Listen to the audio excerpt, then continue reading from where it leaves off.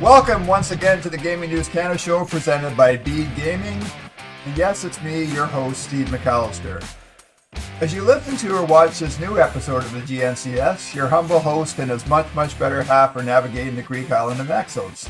However, before that, we wanted to catch up with one of our favorite people in the sports betting industry, someone who, with her business partner Danijela Covic, had the foresight back in 2019 to launch a company which used artificial intelligence to make millions of predictions on NBA, WNBA, NHL, NFL, US college football games, and other sports. The Parlay, the owners of this Gaming News Canada property, were among the companies to do business with Quarter4 in the early days of regulated sports wagering across our home and native land. Quarter4 and its owners quickly earned the respect of leaders and experts across the industry, and in January 2024, United Kingdom-based company FairPlay Sports Media acquired the Waterloo business. Our guest was shortly thereafter named FairPlay's Chief Product Officer and stayed with the company until making the decision to say goodbye this past March. Since then, we've been politely bugging her to make her return to the podcast, and we're thrilled that she's finally agreed to do so. So welcome back, and thank you, Kelly Brooks. Well, thank you, Steve, and it didn't take much convincing. I respect you so much and what you've done as a journalist and communicator in this industry. So thanks for having me. Yeah, thanks, Kelly. And I say that bugging you a bit tongue-in-cheek because I appreciate and respect the fact that you wanted to have some time from walking away from FairPlay, and we did want to get an opportunity to talk to you when you could speak a little bit more freely. But first of all, just what are you up to? I mean, it's been 6 months now, I guess, since you ended your tenure with FairPlay. What have you been doing? Yeah, you know what? I promised myself some time off to re-energize. It was a crazy couple of years running Quarter4, and I've been immersed in tech entrepreneurship since 2009. Quarter4 was my third startup, so it was really mentally exhausting. And Quarter4 went through a lot. Like when we first launched the business, COVID came into play. We had to do a raise during COVID, and then when that subsided, we did another raise during the lucrative time when everyone was so excited about everything that was happening. And then in early 2022, there was a bit of a tech crash. If you recall, the Silicon Valley bank went under, and that left a really bad taste in investors' mouths. And we had to fight through that stigma, as well as the stigma of the betting industry, because not all investors are engaged in investing in that area. So it was really challenging. And then going through the whole acquisition piece, it was just really crazy. But I am truly a tech entrepreneur, and I love the tech space. So I've been dabbling a little bit. I've been doing some advisory. I've been helping and mentoring on critiquing some pitch decks for startups in this area as well. And I think starting next year, I'm going to do some investing myself. Right now with the Canadian economy and the economy in general, it's a bit of a topsy-turvy, volatile time. And this is when startups really need funding, especially in Canada. And as an investor, this is when you get to see the tenacity of the startups and can they do it? And then are they going to fight for their investment? And are they going to fight for their startup to survive? So that's a really long answer to your question. But I guess in summary, taking some time, but at the same time, still dabbling and keeping my ear to the ground on what's happening in the tech space. I'm really glad you brought up the startup landscape and looking at investing some money yourself. And I do a lot of reading these days about the economy, especially on the weekends, and startups and artificial intelligence and technology, and obviously we know the political climate with our neighbors to the south right now. Are there one or two things, Kelly, that excite you about startups, and is it kind of Canada's actually seen as a leader in artificial intelligence, and I think that's there's an opportunity in that area for sure. There's also a challenge where we seem to be losing our leaders around AI to other parts of the world. But are there things that to look at the glass half full to get you excited about the potential here around startups and tech and innovation?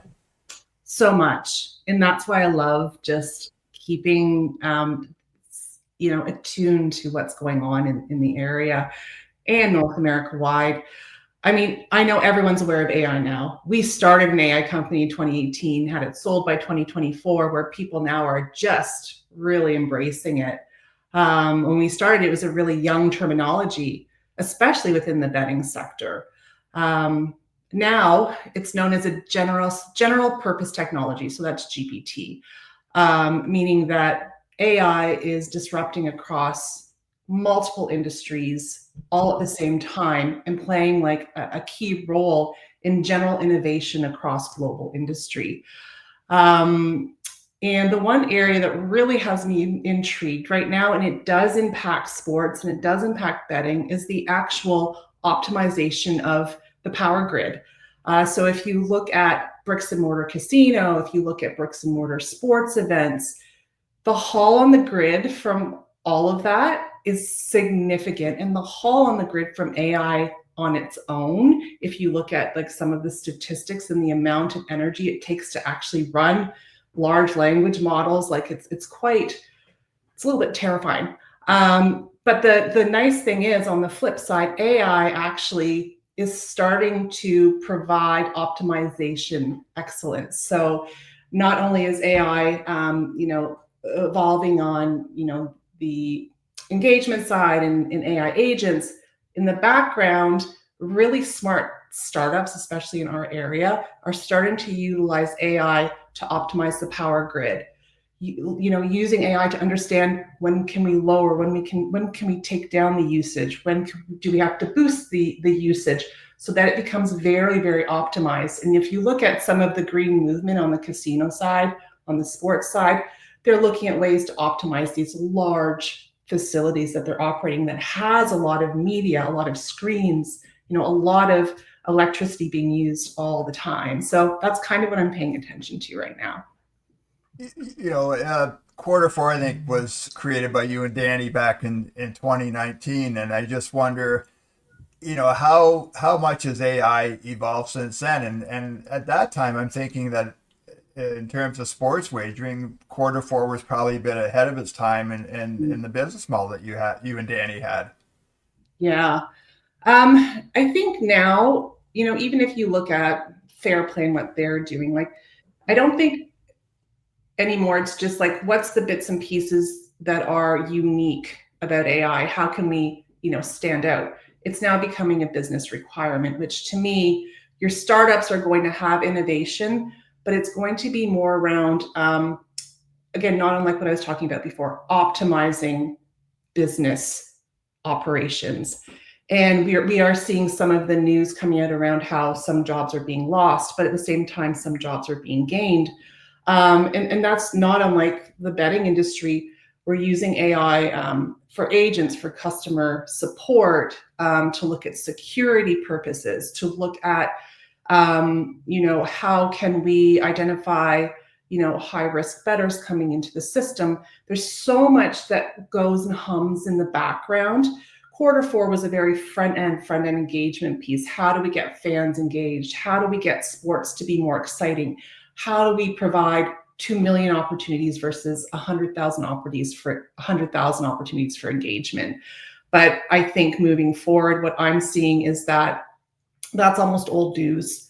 And now it's like, how do we become an entirely new business model and optimize business using this technology?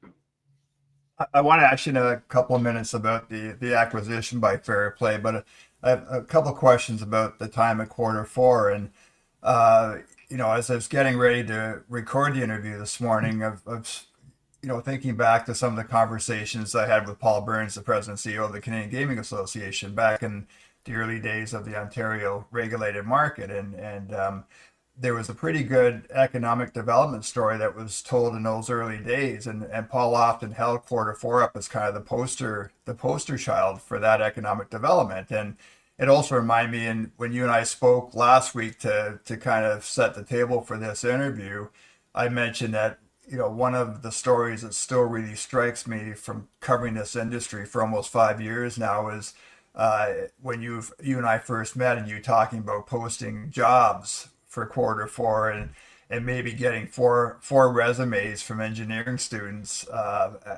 probably at the end of the University of Waterloo, and then probably like 12 to 18 months later running into you and Danny at conferences and talking about just getting inundated with resumes, and not getting some high, not just getting a lot of resumes, but getting high quality candidates to work at Quarter4. Yeah, and I think it is just an evolution of the industry. When we first started, because we were so young, the talent was limited. Like, people hadn't even grasped, not even the educational facilities hadn't even grasped it post-secondary. But we found Humber College had some grads there, and they were the ones who helped us kick off this, because it just wasn't known. And then once, it's weird, you always have champions of technology. So then you have these people that start learning on their own, and they themselves have an entrepreneurial spirit. So those are the ones that you want to grab for your startup. And that's when you're getting the 4 to 6 resumes, but you're like, oh, these people are really on the cusp. They're really passionate about this technology. So that's when you grab those people in, and then the technology continues to evolve over time. And that's where you see, even now, AI is teaching people about AI, right? But at that point, when we were taking in 100, 200 resumes at a time, that was just on the cusp. People were still really excited about the innovation. There was still so much on the frontier, and that's where you have your passionate champion developers. And then all of a sudden it transforms into that next layer, where all of a sudden it's like, it's just the next thing that you should know as a developer. So it's really interesting, that transition that happens during a tech bust, or boom and bust, because at some point that bubble will burst, and we might be seeing some of that now with some jobs being eliminated and different things. But yeah, it's the cycle. You feel, Kelly, that Quarter4 maybe helped break down some of those walls, or that stigma around sports betting, and you have people that came to work at Quarter4 who were a bit skeptical, but then saw, just simply we're having fun with what they were doing, and just seeing that what you were doing, that it was a legitimate business, and that there is something to working in a legal sports betting environment. Yeah, and I think sports is a big driver of the passion in our industry, right? And then you learn the next parts of it, and that's a really interesting point. So I think not only the evolution of Quarter4 within that time frame to become a validated business with validated employees. We always, and I learned this because Quarter4 was my third startup, we always had our legal advisory pieces always in order. We always treated all of our employees exceptionally professionally. We had people come in with them to do employee contracts. Like, that, number one, is a business in general. If you get all of that together, people feel good about working for you. But I think the most amazing piece was actually getting acquired by FairPlay, because once you're submerged into a global organization where they are very professional, it's taken as very seriously as an industry. There's a lot of tape around what they permit, what they don't.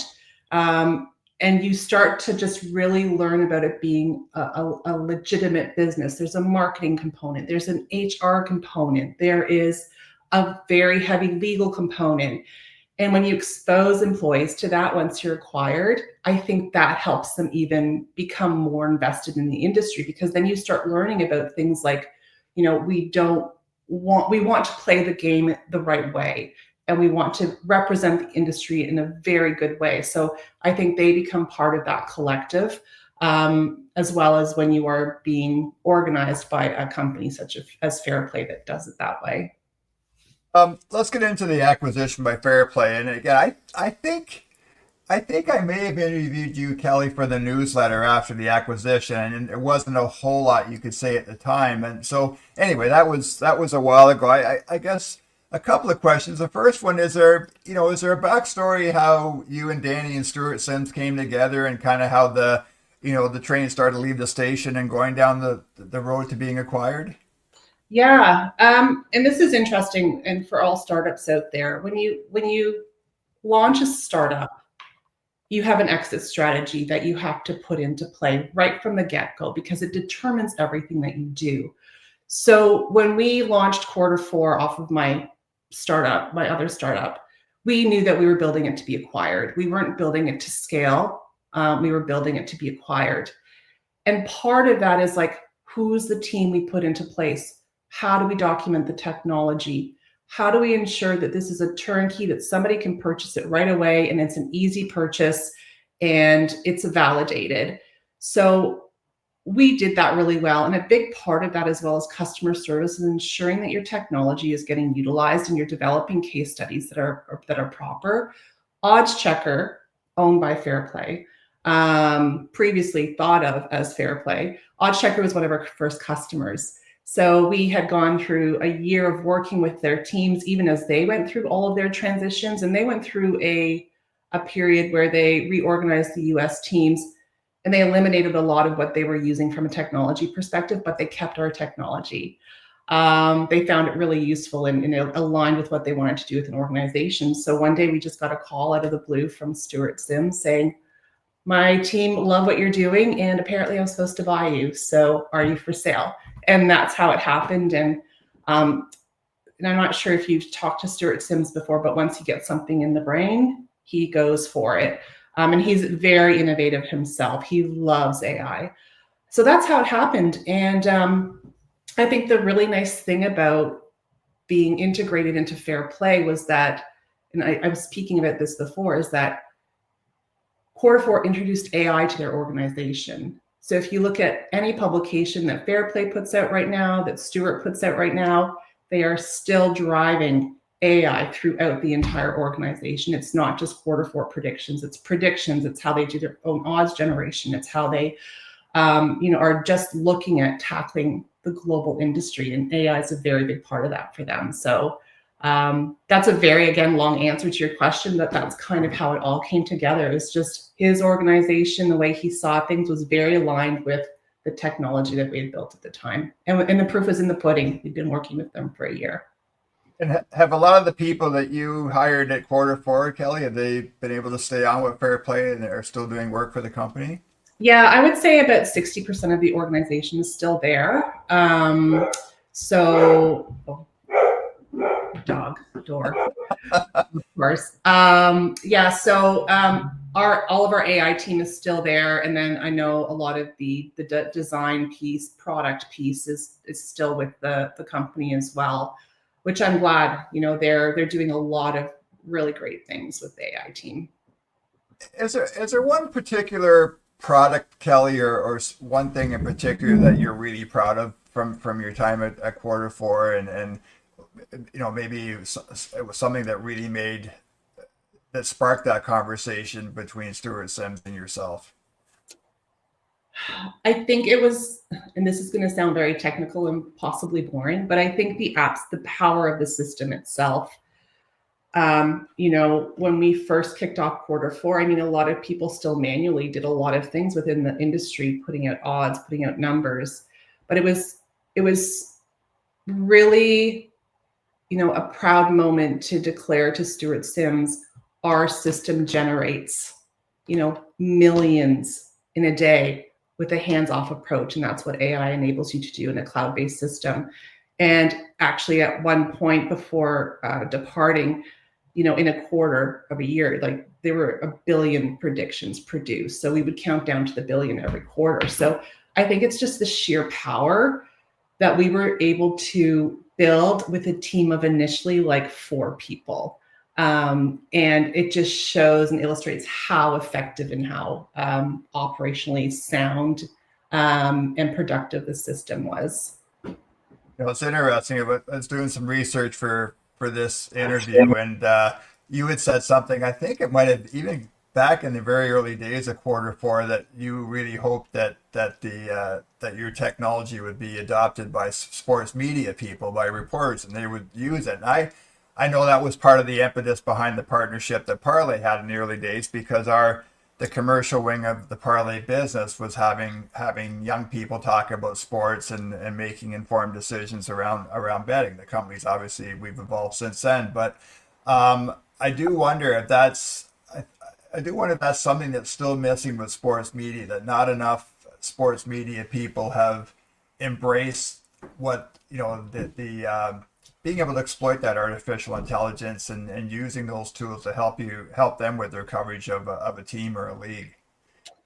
And it's interesting because they might actually be using it and they don't know. Right. Right. Because if you look at all sportscasts now, a lot of it includes a lot of data points that are overlaid on the screen, that are discussed. They're probably shown on the teleprompter for the analysts. And I bet you 8 times out of 10, there's some AI force behind there driving those statistics that they're presenting. Ready to accelerate your digital growth? Bede Gaming delivers a market-leading platform with best-in-class products driven by secure, cutting-edge technology. With an open API platform, robust integration suite, and unlimited configurability, you can achieve the ultimate end-to-end customization for your iGaming ambitions. Bede Gaming is your partner for success. Get in touch at bedegaming.com. You often see when there's an acquisition that the founders will be kept on in a consulting role, and it's almost like it's throwing another bone as part of the acquisition package. But it feels like that was for you that wasn't really quite the case, and I'm sure being the chief product officer wasn't you sitting there looking at your bank account every day for 12 months. No, and it was a great year, and it was a wise decision on FairPlay to bring me in, because again, they had such a vision of having FairPlay become FairPlay AI and having a lot of AI components as part of their business. So for having me there for the year to integrate the team, to educate the company on what AI was, and to really produce that momentum along with their CTO. I think it was just a really smart move on their part, and it was a great year, and we got that technology integrated, and now they're off and running, and it's going to be part of what they're doing for the long haul. I'm thinking too, Kelly, for you personally, and it might have been a bit of fun too, because you weren't dealing in the macro. You're actually able to probably sink your teeth into the minutia a little bit as a product officer, not worrying about HR issues and culture and all those other things that come from being a founder and a CEO. It's interesting because quite opposite, because when Stuart brought me in, he said, I want to take your culture and I want to push it through the business, because we want to run like a startup. We want to run certain components of the business like a startup. And that was what I brought in. We have to deliver quickly. We have to not be afraid of failure. We need to, iterate rapidly. So I think if anything, he wanted to take some of that culture and embed it into the organization, which I was able to do in my tenure there. My background in sports media, Kelly, and with sports organizations, and then just as a volunteer coach with minor hockey and now mentoring officials, I just, culture is a word that gets tossed around a lot. And so it's a topic that I'm really passionate about. And in your case, like what does culture embody, and what, are there fundamental things that have to happen to have good culture within any organization, whether it's a sports team or a business like Quarter4 or FairPlay? Yeah, and I mean, I can't speak for FairPlay now because I'm not there now, but in building my previous companies and in building Quarter4, which was essential, is transparency, being on the ground with your troops, getting your hands dirty, getting in with them and letting them know that you're there, and being on top of the things that excite them. Like for me, coming out of my initial startup, I know that developers love to experiment. They love to be on the cusp of everything. So it's allowing them to play and dabble and be on top of the industry, and be on the leading edge. And I think that would be like with any team, with any thing that you're leading, especially, a sports team, what are the latest trends in the industry? how come we've moved from in the paint to a 3-point, culture. It's kind of always being a leader that is aware of what's going on in the industry and making sure that your team is part of that awareness and keeping them up to date on everything. It keeps them excited. And I think that's one of the most important things. How difficult was it to do? I mean, you were really building this company during the pandemic. How do you do that when everybody's working from their basements or home offices or Starbucks? Yeah, it was challenging. I'm not going to lie, but we already had an infrastructure for remote working, because that's just developers like remote work. They have their system set up a certain way. You don't want to haul them into an office and have to take down their system and set it back up. So we were already set up for remote infrastructure. But what we did during, again, the pandemic time was that we had stand-ups every day. We checked in. Danielle and I would be talking to them all day long. What are you working on? And really, when they were accomplishing, even though we were terrified, because we were like, are we even going to get funding? They didn't know we were terrified. But what we would do, we would just keep them motivated and just really, again, focus on the technology that we were building, because that was our job. Our job was to make sure that that passion was still there so that we could continue to innovate really quickly. So it was just always being transparent enough, but not to scare them. Because as a leader, there's always going to be things that that your team doesn't know. But you just have to always be as upfront with them as you can, but also keep them motivated. I would think too that Quarter4 being your third startup, that I feel seems to me that they're being the ability to be nimble is just crucial to being a startup and knowing how to pivot in that. And I would think that would have been a plus for both you and Danny in navigating the company through the COVID pandemic.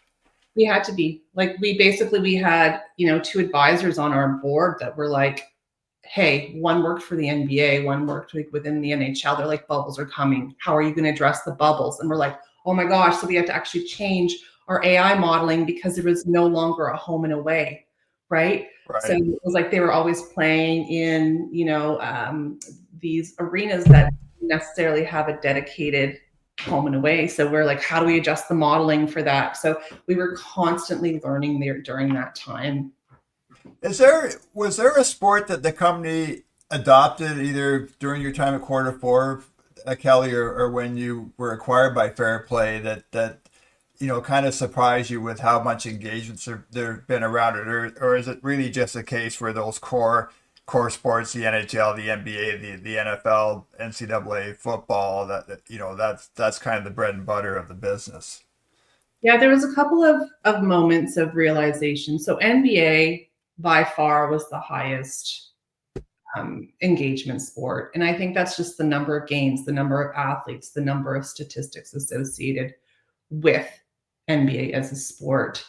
And it has a lot of nuances, the way that the teams are set up, a lot of the statistics, the way that the game is played.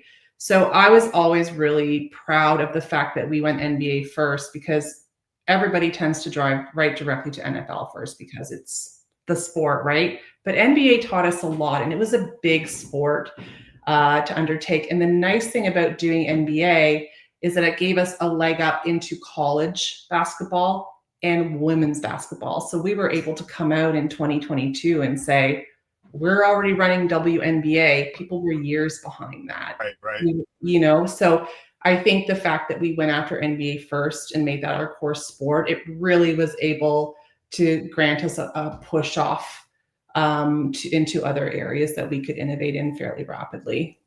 And kind of smart too, in terms of not having to reinvent the wheel. And you're right about the WNBA. I mean, as you know, there's been such a boomerang effect since Caitlin Clark joined the league. But that was you were doing this 2+ years before Caitlin Clark came to the WNBA. Yeah, exactly. So it was great to do that and to learn about that. And that actually, opened up a whole learning environment for us around the lack of data in women's sports, the lack of infrastructure within women's sports. And, that hum was always there amongst a certain group of entrepreneurs and amongst a certain group of companies. And that hum became all of a sudden news articles. Like you have people like Sue Schneider and Kelly Kane that were out there pushing it, and other groups to make sure that women's sport was a discussion topic and that there was significant change in the way that it was addressed and provided to the public as a consumption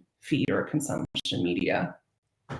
Yes, I mean, we had Christina Litz, the president of the Northern Super League, on the podcast this summer, and I think one of the challenges remain for women's sports is getting that data up to speed to a point where sports books are willing to offer the women's leagues as products, and it's something I think is a challenge that's been faced by the PWHL and the Northern Super League and the NWSL. And there just hasn't been enough data historically, and so I think that remains a challenge. And I wonder, is that a place where maybe artificial intelligence can play a role? Yeah, again, I think it already is. I mean, this comes back to the data provider issue. It's like who are going to provide the technology to provide the data input, because it's a finely tuned machine when you're talking about NFL, NHL, NBA. I mean, all the large data providers, well, the monopoly of data providers, they have all of their systems intact. But there's always a financial component to it. Their question always is it worth it? Is it worth putting all the effort into it? Do we have enough eyes on the sport? It's almost like the chicken and the egg, but you have to invest in order to promote. So I think I still think it's a discussion that's currently happening. And, I think the AI is there. The AI is there to help with the statistics and everything. It's just the original data collection.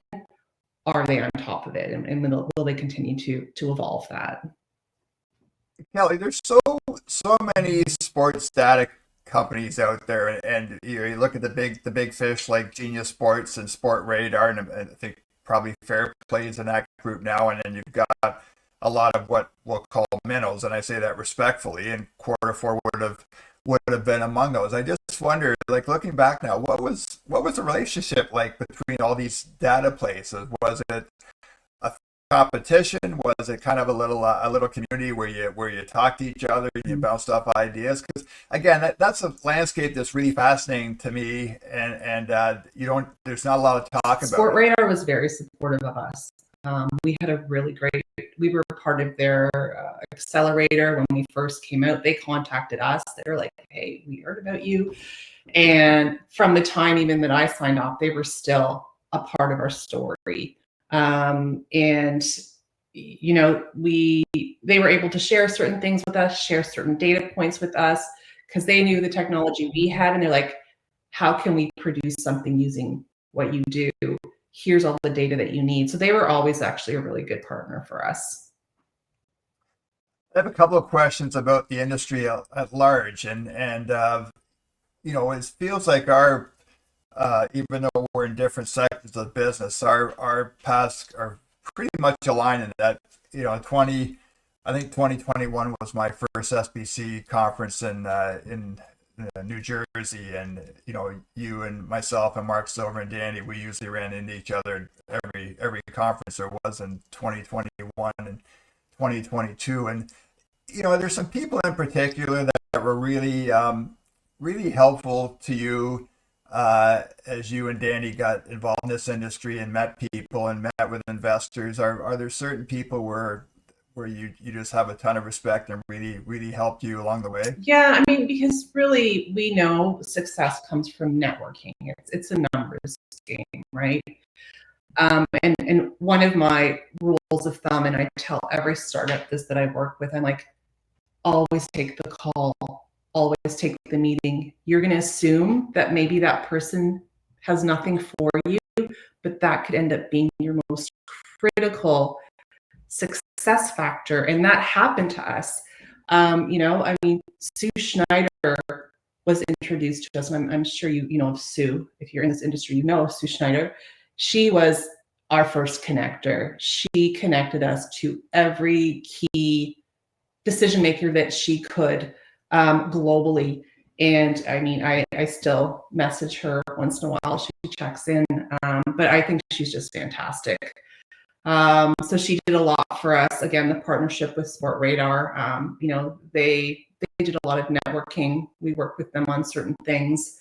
Our investor group, Scott Secord, he really fought hard for us at times when he needed to. Yourself, people who do podcasting, you guys are invaluable to startups. So, whenever we get a podcast opportunity, we would grab it.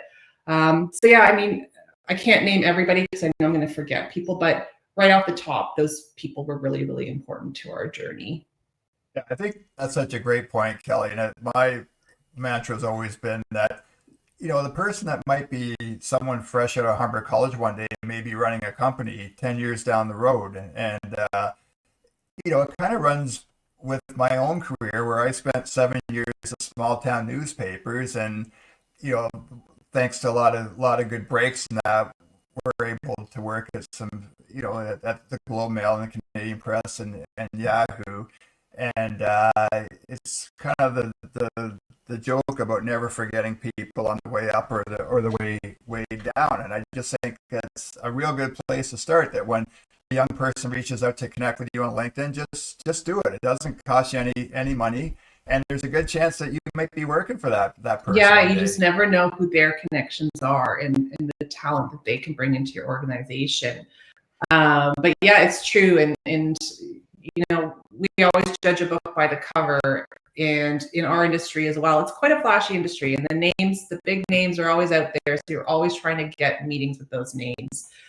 But there's a lot of key people that are quite modest, and they're working in the back end of everything, and those are the people that are so valuable to connect with because they aren't the ones shouting out all the time, but if you can grab a meeting with them, they can probably give you some really invaluable experience and expertise. Yeah, and you mentioned Sue Schneider. Like, Sue's got such a vast network of people, and I think that's a great case where, if you treat someone who's fairly new to the business and treat them like a piece of dirt, there's probably a good chance that Sue Schneider's met that person, and next time that person speaks with Sue, they're going to say, hey, Steve McAllister or Kelly Brooks blew me off at G2E last week. And it's a game changer in terms of reputation. Yeah, it really is, because people like Sue, they're the networker. They build a Rolodex in their mind. So when something comes up, they're the first to throw out your three names, oh, I think so-and-so would be great with this. You need to talk to so-and-so. So if you shut down the network, you're not going to get anywhere. And you never know actually who's in that network until you do some investigation and take those meetings and take those calls. Yeah, and it's often the case. It's a very small industry, and the chances are someone you meet at a show for the first time, they're already very well connected with the industry. So it's a case where you want to make as many friends as possible. Mm-hmm. Absolutely, and that's why in this industry, events are really important. It's just again that face-to-face communication. Who do you know? In the end, you always hope that it results in direct sales, like from a functional perspective, but the networking and the communication and face-to-face, you really need it in this industry. Yeah, and in Parlay's case, having a chance to compete in the first pitch competition in 2021, that introduced us to Chris Grove, and I think it was Chris that introduced us to Benji Cherniak, and then we met Lloyd Danzig, and you've been on panels with those people, and kind of on and on it goes. And I know in the case of Gaming News Canada, those conferences and those relationships have helped us a lot in our ability to cover this industry and to be on top of it as much as possible, and hopefully provide our readers and listeners with accurate information and timely information. So, all great points. The other thing I have to ask too, Kelly, is, and when I first went to SBC in New Jersey, I wrote a column for the Toronto Star about women in the industry, and Chantel Cipriano from PointsBet had told me a story from that conference about sitting at a table with a bunch of women one morning, and a gentleman walking by and making a crack about where the women talking about missing their kids back home, and it ended up being it was a for me it was a perfect jumping off point to a perception that the industry was still very male dominated and male skewed. And I bring it up because I think of you. I think you maybe did a panel in 2022, an investors panel. I think Benji was on it. I think Scott Accord might have been on it, and you were the only woman on the panel. And I just, your thoughts as a woman, and maybe had you had a perception coming in? What was it like for you as a woman working in this industry? You know what? It wasn't my first battle. I was one of the first tech entrepreneurs in 2009, a female tech entrepreneur. I launched a mobile agency doing work directly with BlackBerry. And at that time, there was no women in tech mobile development. So I was fairly used to it. So for me, I didn't really even blink. When we first started walking into where we saw Quarter4 land, which was in the sporting within the betting industry, and in particular in the US segments, I was like, whoa, this is going to be an interesting ride. But I had already cut my teeth on that. And, I'm very supportive of women's events. We need them for exposure, but at the end, you need to be at the same table as everybody else. And I think that's the goal. And, you need to normalize that. You need to normalize that table having 3 men, 3 women, instead of that one token. And I think there's a lot of women in the industry that are pushing for that every day. But I think that stigma is still there. It's still there. But I think over time, it will normalize. I really do. It's just kind of out with the old and with the new. Yeah, and I've seen evolution with the conference as well, where you heard the horror stories when I first started covering the business about the showgirls at conferences and women walking around in bikinis, and I think I think credit has to go to some of the women. You mentioned Sue Schneider and Kelly Keane, who have been instrumental in bringing great leadership to that industry. I think of Paris Smith, who with Kelly and Sue are now running Defy the Odds and providing support, funding, and other means of support to startups. I think of Amanda Brewer and what a great spokesperson Amanda's been for this industry, and one of our most frequent guests on the Gaming News Canada show, and obviously yourself and Danny. And so I think there are a lot of really smart women, and at the end of the day, if you're running a conference, whatever, you can't ignore people like that, because you'll do so at your own peril. Mm-hmm. Yeah, it's true.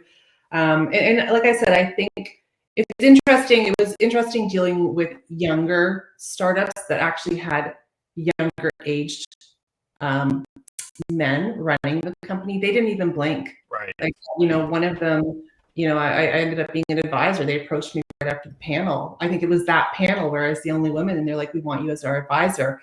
So they don't have that same stigma as the kind of the older generations do. I think they just see, even my teams, I ran my startups, and all my development teams never once did, the fact that I was a woman come up or come in between what we needed to do. I mean, if anything, I had notes when I left FairPlay from people saying, wow, you showed us so much. And on top of that, you were like the first woman leader I've worked with, and it was amazing to me. So,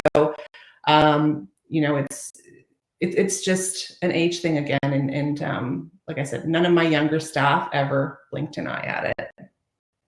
Yeah, and I think the conferences, the Canadian Gaming Summit in June, when I first started working this industry or covering it, I would almost make a mental note walking through a conference floor of how many women were there, and it was pretty, I'd say it was 70-30 back in 2021, 22, when I started going to these conferences in the US and in Toronto and London, and at the Canadian Gaming Summit this summer, it wasn't even, I didn't even think about it, because it just felt like the room was 50-50, or to the point where you're literally not counting people on the floor anymore. Yeah, and I think where we need to up the ante is, again, female in technical roles, in, high functioning business roles, and investment. It starts with the investor.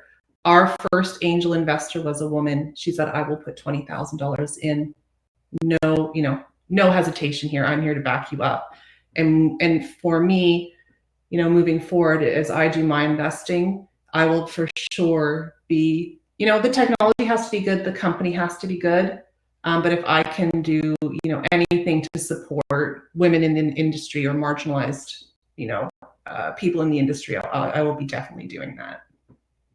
Yeah, and I would suggest, because of my age, I'm probably part of an old boys network, and I think it's just easy to, if you're looking for investment support or whatever, to look at that network. And I think if you're a new startup, or if you're a startup with some experienced people, you need to make sure that you're looking through a broader lens, and you don't want to be missing a Kelly Brooks if you're out there looking for funding and for other kind of support with running a new business. Exactly.